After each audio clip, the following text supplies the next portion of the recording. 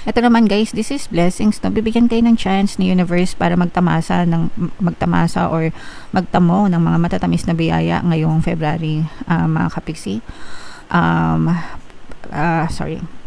Blessings, pagpapala, kasaganaan, magiging maganda yung takbo ng blessing sa buhay nyo dahil na rin ito guys sa good karma nyo, mga kapiksi.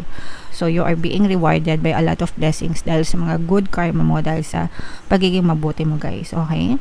So imay-may mo na tong blessings, pagpapala, kasaganaan, good karma, maganda.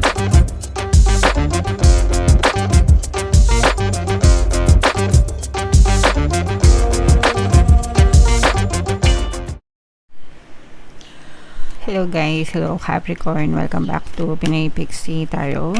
Ang pamagat ng episode natin for tonight is monthly tarot para ngayong February para sa Capricorn, Sun, Moon, Rising Sign, and Venus. So unahin natin tong deck na to guys. Ito yung mga angel messages para sa inyo. Kung ano lang yung makaresonate guys, take that message. Hindi lahat ng mensahe ay mag-resonate sa inyo mga kapiksi.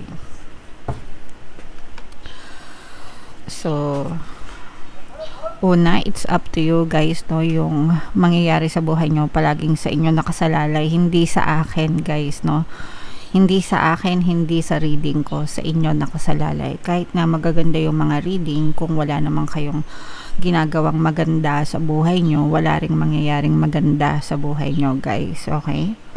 Yung iba kasi nagko-comment, sinisisi yung reading ko. Puro swerte daw, puro blessing, pero hindi naman sila nakakaranas ng swerte at blessing sa buhay nila. So, kasalanan nyo yun guys, hindi ko yun kasalanan, okay?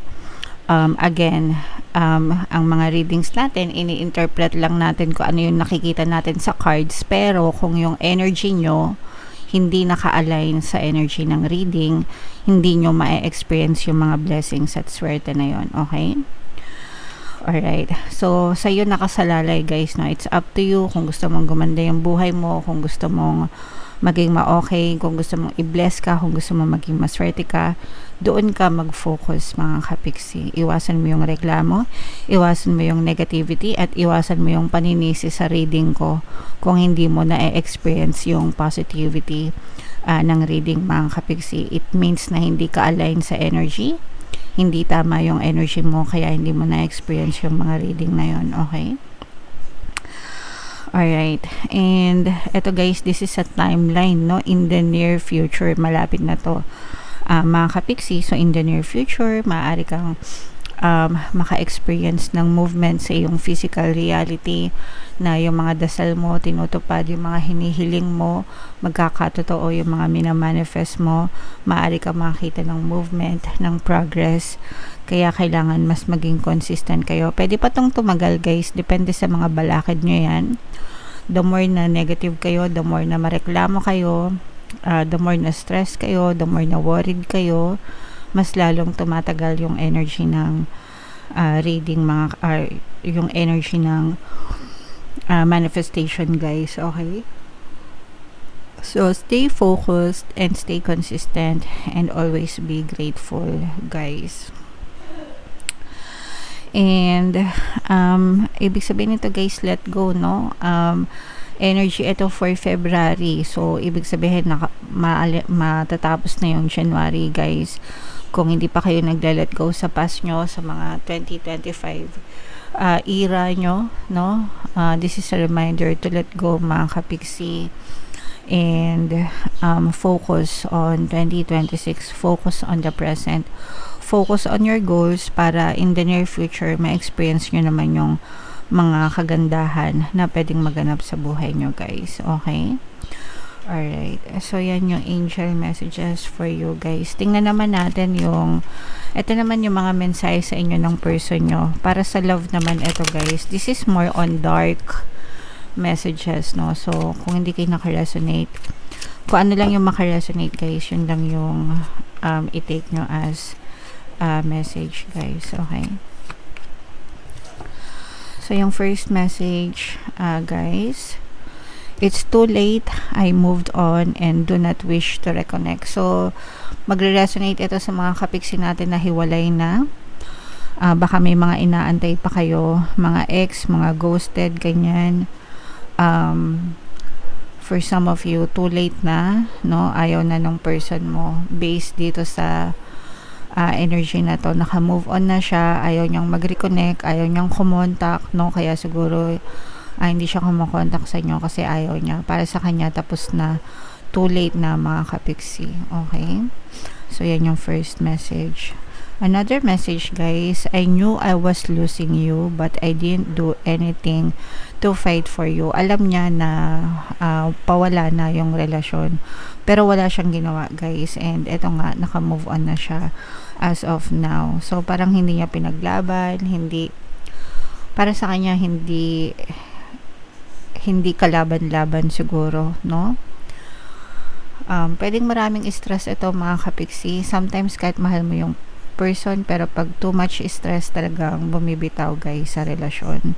It's not about love, it's not just about love, it's about having peace, no? Yung mapayapa, 'di ba? Yun yung importante kasi, guys, yung meron kang peace of mind with the person that you love, 'di ba? So for some of you, ganyan. I smile on the outside but I am dying on the inside. So hindi siya masaya. Hindi siya masaya mga kapiksi. Pwedeng ano din, no? Nag-grieve pa ito, guys, no? Ibig sabihin, pwedeng hiwalay na kayo, sinasabi niya naka-move on na siya, ayaw niyang mag-reconnect, pwedeng nakikita mo siya naka-smile, masaya sa mga pictures niya, kung ini-stalk mo yung sockmed niya, mga kapiksi, no? But deep inside, itong person mo, sabi niya nga, dying on the inside, it means that this person is very hurt. Pwedeng grieving pa, pwedeng may mga emotional pain pa siya, guys, no? So dinadamdam niya pa mga kapiksi. Sometimes ganun, no? Nagsasaya-sayahan lang tayo, pero deep inside, hindi talaga. So, yan yung messages ng person nyo, guys. Comment down below if naka-resonate kayo dyan sa mga mensahe na yan. Hanapin natin yung energy ng Capricorn, guys. Habang sinashuffle ko to, panoorin nyo muna yung video natin regarding sa ating paano mag-manifest ng abundance video course. Kapiksi, sawa ka na ba sa mga struggles at hirap sa buhay mo? Masipag ka ba at masikap sa buhay ngunit hindi ka pa rin umaasenso? Ilang beses ka na bang nag-attempt magnegosyo at mag-invest pero palagi ka pa rin nalulugi? Sa pagkakataon na ito ay maaaring may subconscious beliefs ka na nagiging balakid sa iyong pag-unlad at pagyaman. Introducing, paano mag-manifest ng abundance video course. Dito ay matututunan mong ma-overcome ang mga balakid mo para tuluyan ka ng umunlad, umasenso, sumagana, maging matagumpay, successful at maswerte sa iyong kabuhayan, pera, trabaho, negosyo sa lapi at kaperahan ng bonggang-bongga. Dali, mag-send na ng email sa pinoypixie@gmail.com at simulan na ang iyong pagyaman ngayon. Alright, so sa lahat ng gusto mag-avail ng course, guys, meron tayong paano mag-manifest ng abundance video course, paano mawala ang third party at magkaroon ng harmonious na relationship, paano pabalikin si ex revised breakup. Sa mga interesado, guys, mag-send lang kayo ng email sa pinoypixie@gmail.com. And sa mga naghahanap ng pampaswerte, guys, sa Venturin tsaka si Trin, may mga link sa description box. So, Capricorn, kayo ay na-represent ng King of Pents sa ating spread, mga kapiksi. Latag natin yung spread nyo, guys. So, available na, guys, yung 2026 kapalaran nyo, ha? Punta lang kayo sa homepage natin, mga kapiksi. So, this is both positive and negative, guys. Meron ditong presence ng air sign, Aquarius, Gemini, Libra. For some of you, maaaring may air element kayo sa inyong natal chart, or you may be dealing with another air sign. Ito, guys, sa negative, mga kapiksi, for some of you, guys, maaari kayong nagkakaroon ng trust issue. Pwedeng ito yung sa love, no? Kasi ngayon nakita natin sa love and relationship nyo, guys, kanina, 'di ba? Medyo hindi maganda yung energy, so pwedeng ito na yung mga iniwan, separated. For some of you, guys, pwedeng hindi lang si person mo yung grieving, pwedeng grieving ka din, guys. So nandun yung mga emotional pain. You're trying to move on, mga kapiksi, pero masakit, no? So parang dinadamdam nyo pa yung sakit, mga kapiksi. And for some of you, parang nawawala na rin kayo ng trust, nawawala na rin kayo ng tiwala, guys, dun sa person nyo. And parang yung iba nawawala na rin ng trust na magmahal ulit or sa pag-ibig in general, guys. So, okay lang yan, guys. Ganun talaga pagka nabobroken heart, no? Pero lilipas din yan.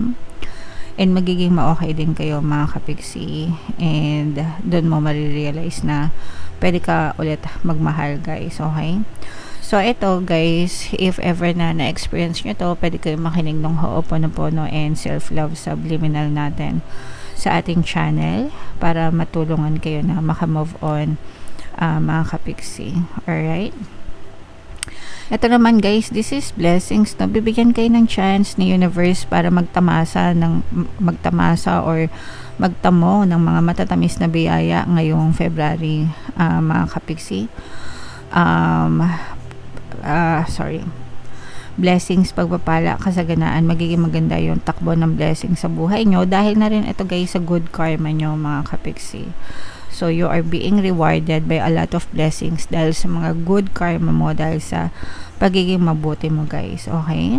So imay-may mo na tong blessings, pagpapala, kasaganaan, good karma, magandang ikot ng blessings. Actually guys, ayan, no, so nakikita natin na super blessed kayo kung may mga negosyo kayo, guys, lalo na yung mga nag-aahente, kahit ano pang binibenta nyo, guys, mga sales person dyan, kahit anong binibenta nyo, insurance, condo, bahay, kotse, kung nag-online selling kayo or may mga tindahan kayo, guys, nakikita natin na talaga, lalo na yung mga nagko-customize, no, kung nagko-customize kayo ng mga order, yan, super magiging busy kayo, super magiging maganda yung daloy ng pera sa inyo, mga kapiksi. So, i-main nyo na yan, guys, sa comment section.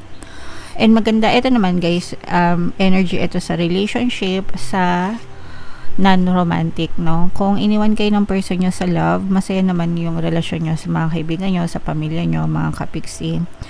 And, yun yung nagiging inspirasyon nyo, parang kaya kayo nagiging malakas, kaya nakakaya nyo yung mga pagsubok, guys, or mas mabilis kayo nakaka-move on dahil sa kanila, mga kapiksi. Okay?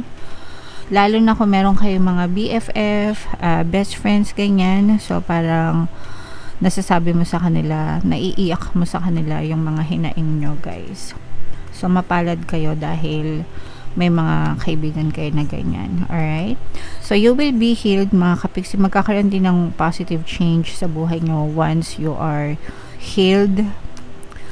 And yung healing naman, ayan, no? So, yung healing naman, guys, hindi naman ito minamadali, especially kapag ka talagang broken hearted kayo. Depende kasi ito, guys, sa degree ng sugat nyo.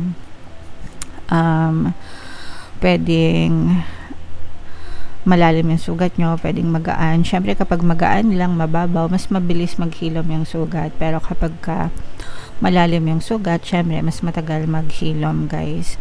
Pero once you are healed, mga kapiksi, doon mo mararamdaman yung mga positive changes sa buhay mo. And actually, guys, merong darating na bagong pag-ibig or kakatok na bagong pag-ibig sa inyo. Pero yun nga lang, parang hindi kayo ready dito kasi nga yung iba sa inyo parang nawalan na kayo ng tiwala, no, dahil dun sa pagiging broken hearted nyo. So parang takot na magmahal yung iba sa inyo, guys. Ayan, no, parang scary feelings na siya para sa inyo, mga kapiksi. Pero okay lang yan, guys. Kung hindi pa kayo ready magmahal, edi wag mo na, diba? Ang importante is mag-focus muna kayo sa sarili nyo. Love yourself, diba? Mag-glow up kayo, focus on yourself. Importante, guys, na inaalagaan yung sarili. Kasi when you love yourself, you take care of yourself. You feel happy, you feel confident, no? And overall energy ng happy, confident, maganda din yung pasok ng buhay nyo. Yung andar ng buhay nyo, mga kapiksi. So, it's all about taking care of yourself, guys, and choose things na magpapasaya sa inyo. Okay? Kasi overall energy nyo affected yan, guys. Okay? Hindi lang sa love, kundi sa lahat, as in. Alright? Okay, so yeah. Comment down below, Capricorn. Ito, guys, i-mind nyo na tong healing na to, positive changes. Ito, guys, itong mga blessings, pagpapala, kasaganaan, no? Yan yung mga positive energy na nakita natin para sa inyo guys, okay? Chance na magkaroon ng more blessings ngayong February, Capricorn. So, ito yung ating 2026 kabalaran guys. Ito naman yung ating success stories ng paano mag-manifest ng abundance video course. Click here to subscribe guys.